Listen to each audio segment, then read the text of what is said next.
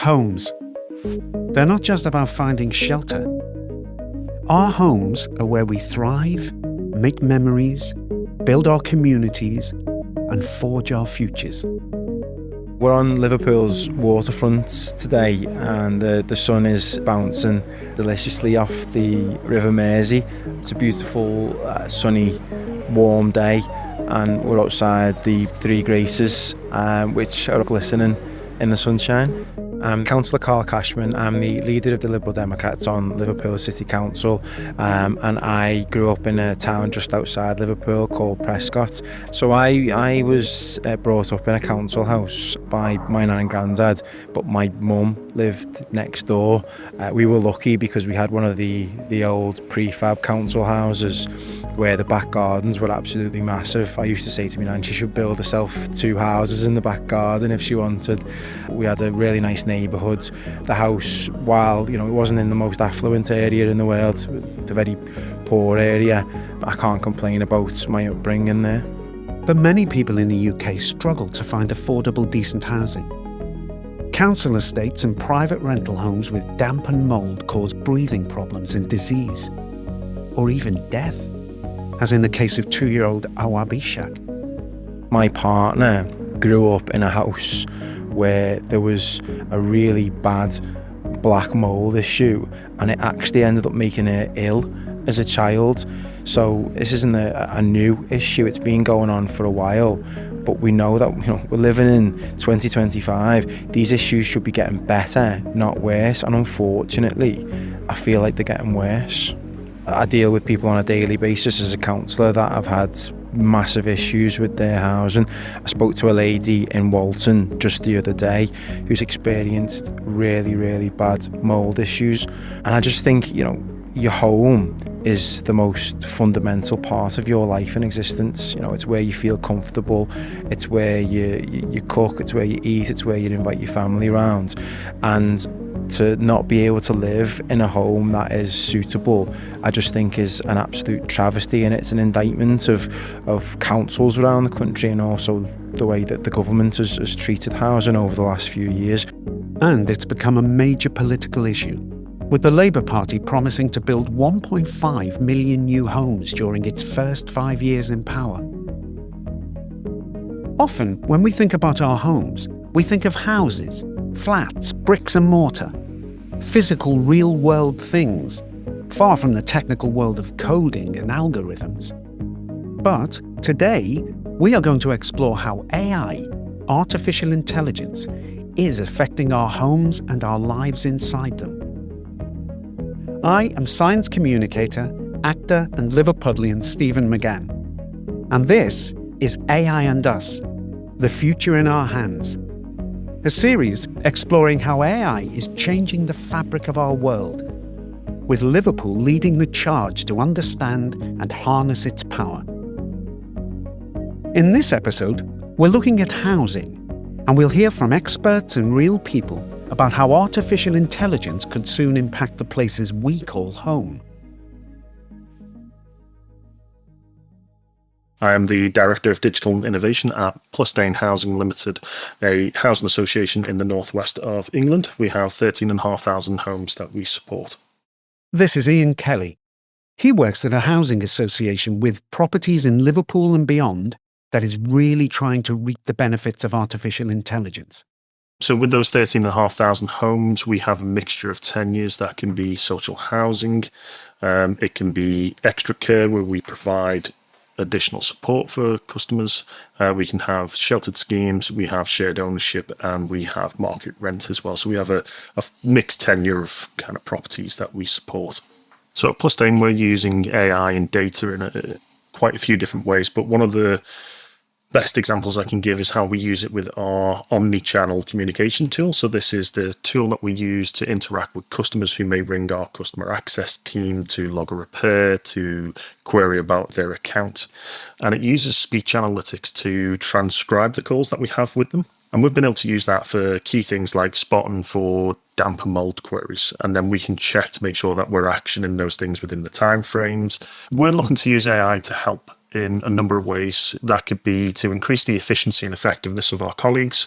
That frees them up to take on more human-centric tasks, so i.e. talking to customers, being with them. So if we can take away the burden of admin, it's not going to change the world, but 10 minutes saved here, 10 minutes saved there will, adds up basically.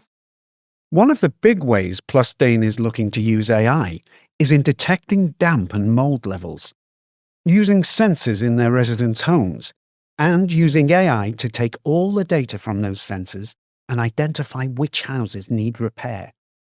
One of the projects that we're doing is our retrofit program, and that's using damp and mold sensors as well as other sensors to identify the impact those works are having on those properties. Most of them have been as a result of the fact that we know that those type of properties, that area suffers from damp and mold.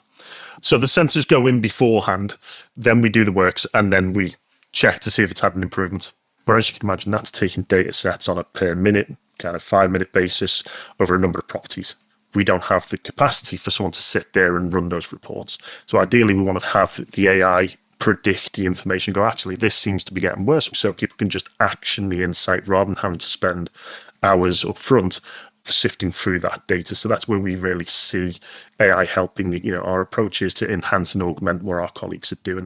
I can see it could be beneficial use of AI, detecting and identifying damp and mold in homes that need repair. But we all know what mold looks like. We've all seen the headlines, people reporting damp to their housing associations, and the problem gets neglected, sometimes for years. Identifying the mold doesn't really seem to be the problem. Once you've identified it, you've got to actually solve the problem. You need to put some resources and money behind the repairs. Is using AI to identify mold and damp just an AI solution in search of a problem? Iain Kelly sees it from a different perspective. We're not replacing the ability for a customer to ring us up or to tell us about anything. In fact, what we're seeing it as is that the customer shouldn't have to. We should know our property, we should know where it's up to, how it's doing, and we can get that information without that being a burden of the customer to tell us. Because what we find is that not all customers will actually tell us when there's a problem. They either see that as them being a burden or they're just getting on with it. So because of that opinion that they have, they're not always logging issues with ourselves. So we have found through many of our visits through doing stock condition surveys or other visits to the properties that actually there is damp and mold in a property, but the customer doesn't quite see it as an issue or doesn't see it as something that is worth logging. Carl Cashman, who we heard from earlier, recognises this attitude. Through my experience of speaking to constituents that have had problems with their housing, quite often they don't know what their rights are. They don't know that they've got a right to suitable accommodation. They don't know that they complain to their social housing landlords. And I think that's quite often because of not wanting to kind of cause a fuss in something that's so fundamental to their lives, because at the end of the day you don't want to risk your tenancy because that's your security. So I think if these people had access to a technology that would allow them to monitor, if there was any mold in the house or if there was any issues in the house, that would make them far more likely to raise those concerns, to raise those complaints, because you've got some evidence. And I know from personal experience that my nan would be one of those people. I know that if there was an issue in the house, she wouldn't necessarily want to make a complaint about it or raise a concern because she'd think that she was being too bothersome. That's the type of person she is, and I know that there's plenty of other people on Merseyside who are like that.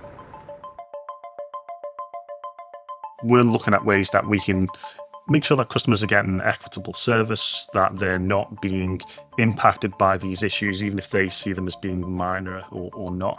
Iain Kelly again. What might be a minor issue today could evolve into a bigger issue later on. So we want to make sure that customers are getting the service they deserve and a safe home as a result. We're here to provide a service. They pay us rent and it funds those services. So we want to make sure that actually everybody's getting an equitable offer in that sense as well. So by having the sensors, it provides us with that opportunity. And AI could soon go even further than analysing sensor data to determine if a particular house has mould. Where we want it to go to is almost that trend analysis and go, well, actually, if you've got 250 sensors in 250 different types of properties, it can start coming up with a predictive model to say, actually, there's a similar property in another street, you might want to go and have a look at that, because while you haven't had a report from a customer, it could be having similar situations. It's just that customer hasn't raised it as a concern for us. So it gives us that almost preemptive ability to go in and go, let's go check before it becomes a bigger problem. And that allows earlier intervention. Earlier intervention is cheaper, and it's also more effective because any damp hasn't really gotten in, and we can fix it much quicker and much more effectively as well. Of course, while I stand by what I said earlier, homes are more than just bricks and mortar. Well, they are also, in fact, actually bricks and mortar. Real physical structures that need maintenance and repairs and real money to pay for it. And we know that even with all the benefits of AI, not every housing association is going to handle repairs when they should. Carl Cashman again. My concern is that social housing providers at the moment are working with very constrained budgets, and quite often when complaints have gone to these social housing providers, they haven't taken action. Whereas if we've got an evidence base with this new technology, they should, and I think they should anyway. But will they take action? And I think people will want to know, if they're going to invest in this technology, whether they're going to get some clear action from these social housing providers. But interestingly, Clustain is looking at how AI can bring a different kind of benefit altogether to their homes. Digital avatars that can provide answers any time of the day and even mitigate loneliness. We're looking to see how we can use AI to help make services more available from a time perspective, so some available 24/7. So we have staff who work on our schemes, but they're not there all the time. So we're looking at concepts such as digital avatars and how they can be utilized to provide a service that's more than just a text-based chatbot on a website. It's a 3D model that interacts as if it's a human. It can track eye movements, it can track positions, it interacts with the person that they're speaking to. We're looking at how that could be used in those types of scenarios where people want an answer there and then, their life might be, actually, I came in at 2 a.m. because I'm a night worker and I want to ask a question. Well, we don't have a service that's available for that. And to help manage costs, this could be an option for it. There's other means and methods where there's different care options where you could use this type of technology from loneliness perspective. I found it quite surprising that a housing association is thinking about remedying loneliness amongst its residents. A common perspective might be that we're just there to provide a house, a location, a bed to sleep in, but actually housing associations come from the perspective of providing a home. And to have a home, you need to be able to feel safe in there, you need to be able to relax, be yourself. And with that comes a lot of other ancillary conditions in there, and loneliness is one of them. Social anxiety, being safe in your home can mean more than just the bricks and mortar. So creating digital avatar that can provide a kind of connection for people who are maybe lonely or just want to chat can be quite useful, because an AI bot doesn't get frustrated. It doesn't get upset if someone repeats the same information. It doesn't get emotive. If someone's dealing with someone with dementia or other needs, it can be quite emotional if that's a family member having to deal with a parent that can't remember who they are or forget where they are. Whereas AI, you can program to be emotive and responsive, but not to get upset because that's happening, which in turn can be a better situation for the person who's suffering those conditions. A digital avatar that can answer people's questions at 2 a.m. without having to hire more staff. That can help with loneliness. Sounds amazing. It also sounds like a company might just be tempted to not have staff there during the daytime either. A digital avatar like this could potentially eliminate real jobs. And for me, as an actor, that's the real fear around AI. Could it take jobs away in creative fields? But Ian Kelly truly believes that Clustain won't give in to this temptation. We're not looking to replace colleagues. You won't ring up and have an AI respond to a phone call. But what we may have is an AI assistant that helps the colleague taking that call prompt for the right information that goes, oh, I see they're talking about a leak. Here's a guide that might help them fix it straight away, such as, here's how you can switch off your water, and so forth. So it can prompt for that information, help them along the way, but there to augment and enhance That's where our kind of focal point is. So we treat AI as if it's another member of the staff. If you had a new member of staff joining, we'd make sure they were onboarded correctly, you'd make sure they were trained, you'd probably check their outputs until you were happy that they were accurate and right. So we're very keen to build that in, because otherwise there could be scenarios where if you don't put those controls in place, the AI could go and make a decision all by itself that we go, that's not in line with our values and behaviours or our policy. I think there's always that human element, and I think that's one of the differences between AI and our colleagues is it may have knowledge, it doesn't have experience. So use it where we can, check it all the time, and make sure that the outcomes and the outputs are where we want it to be, which is just providing better services. Human knowledge, human experience. That is what Iain thinks is the key to making sure AI can help make our homes better. But AI's impact on our homes could be much larger than a digital avatar providing information or a chat, or identifying problems in the building. It could help determine housing policy, affecting the housing market across the UK. If there's one thing almost everyone in the UK can agree on, it's that houses are simply too expensive. In 2018, the Institute for Fiscal Studies found that about 40% of young adults cannot afford to buy one of the cheapest homes in their area, even with a 10% deposit. And up to a third of young people face living in private rented accommodation all of their lives. The housing market and house prices can be manipulated to a degree by policy enacted by the government. But how do we make the policy do what we want it to do? Dr. Omar Guerrero, the head of computational social science research at the Alan Turing Institute, is working on exactly that.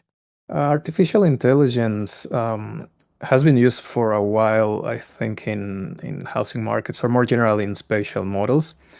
The way I use artificial intelligence, we're interested to understanding the underlying mechanisms and behaviors that drive people to make decisions, and that in turn will impact the effectiveness of a public policy. So what we try to do is build models that take the individual agents that take part in the housing market, for example, households.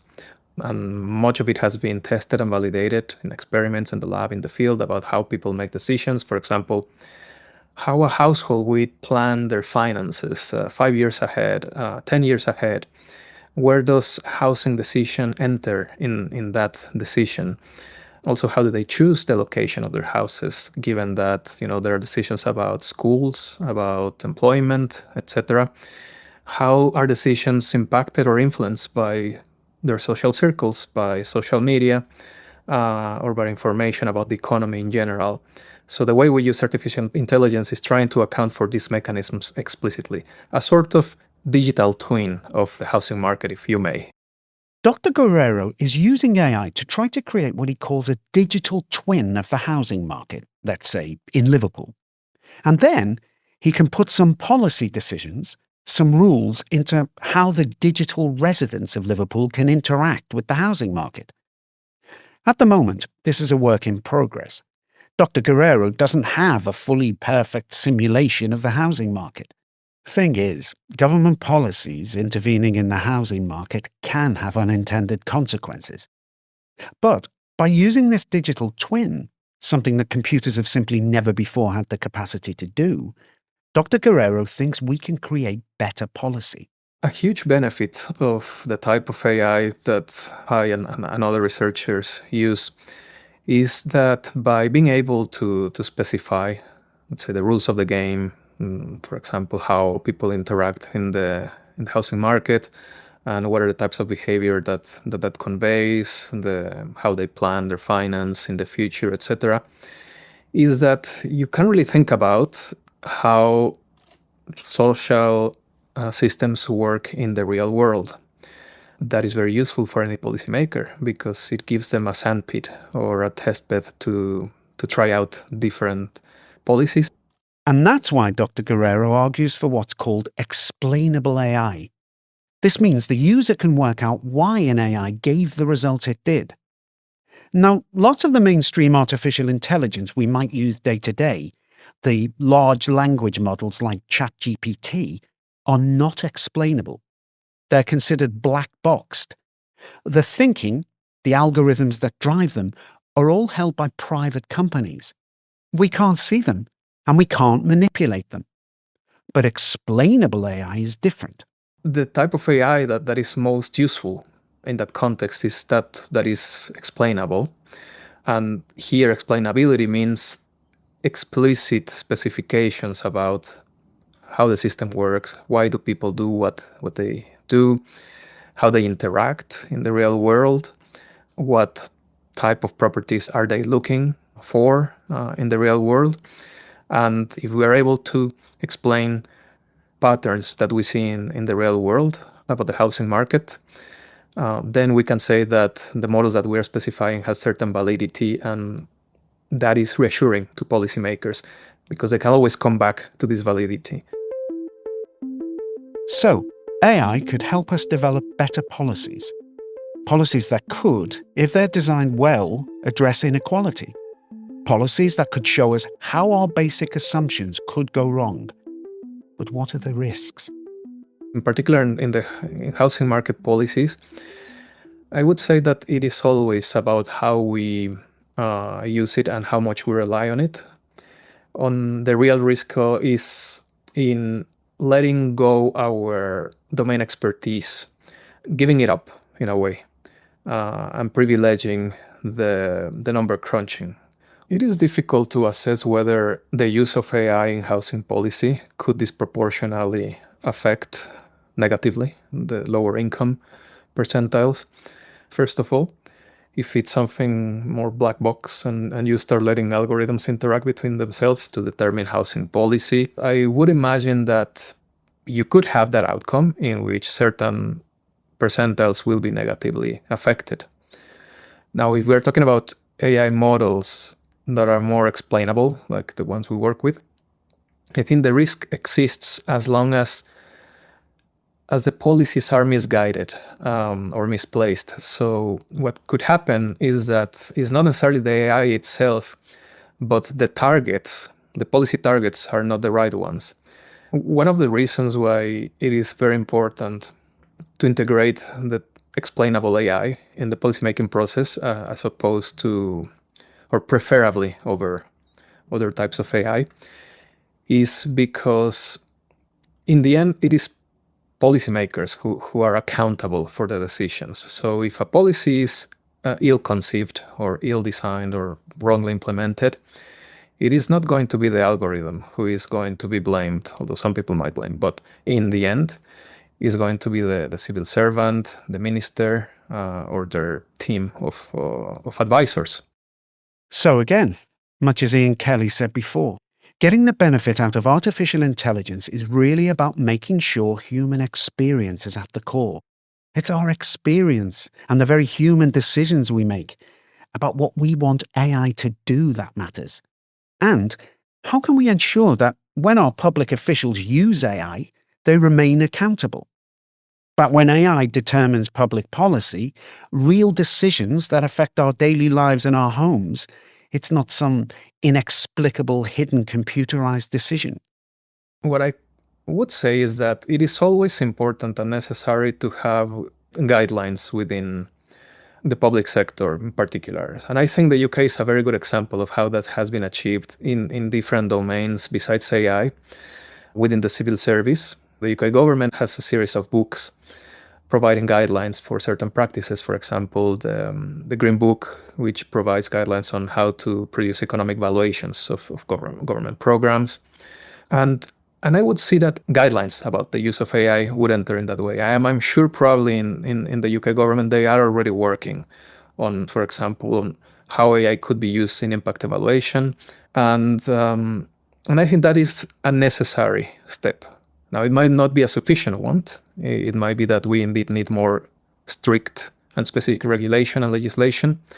But as a first step, I think we need to acknowledge that the moment any analytic tool is adopted by government or public entities, they need to come accompanied by agreed, reliable guidelines of their use.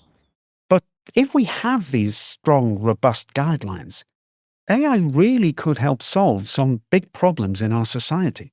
AI is not just the ChatGPT that we see or the DALI that we may use for fun sometimes. It is a collection of different methods that date back many decades and that they are designed to look at specific types of problems, to exploit certain types of data, and that it is only now that we have the data and the computing power and the social theory to couple them together and take full advantage of them. So I would invite everyone to think about, rather than being afraid of AI taking over humans and decision making, instead that there are great opportunities for us to use AI, because the real world is a very complex system and intervening in it is very difficult. So, AI can solve big problems. That is, if our policymakers actually want to solve those problems. Having our policymakers and our politicians to be coherent in their priorities and in the target that they have, that's one of the most fundamental problems in policymaking, regardless of whether it's AI or other tools. We won't see the benefits of AI on housing inequality unless reducing that inequality really is the goal. But that's not an AI problem. That's an us problem.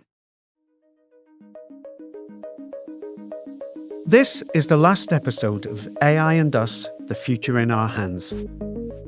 As we were coming to the end of making this series, I considered asking ChatGPT for thoughts on what AI will mean for our future and how AI might be used for public good. But then, I've actually used AI a few times for this series, testing out how it works, what you can get it to do and say. And I realised that I could get it to say anything I wanted, and in a casual conversational tone as well. After all, it's just learning from all the things real humans have already put out there. Here's Gary Leeming, director of the Civic Data Cooperative, describing what exactly AI is. It's basically a way of using a computer program to act as though it has human type of intelligence. We can use it to predict something or to summarize a piece of knowledge that we can gain from other data sets, to use a combination of different things from mathematics and statistics to basically act as though it were intelligent.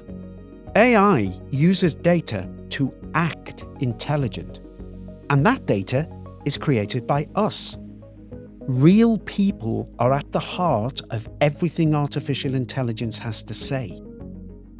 And while I do believe AI can make our lives better, that we can reap the benefits of these technologies, we also need to ensure that our data and AI is going to be used for us and not against us. So currently we see companies taking a very extractive attitude towards data. They see it as something that they collect and own and in which we barely participate. But I think we do have the opportunity to take more control over our own data and how those data are used for our own lives. I do genuinely believe that we as a society can come together and try to really change how these tools are being used to make sure that we are a part of that change together. And real people, you and me, must be at the heart of how we use AI in the future. AI and Us, The Future in Our Hands was written and produced by Nija Dalal-Small. The executive producer was Ailsa Rochester. This series was an Audio Always production, made in collaboration with the University of Liverpool's Civic Data Cooperative.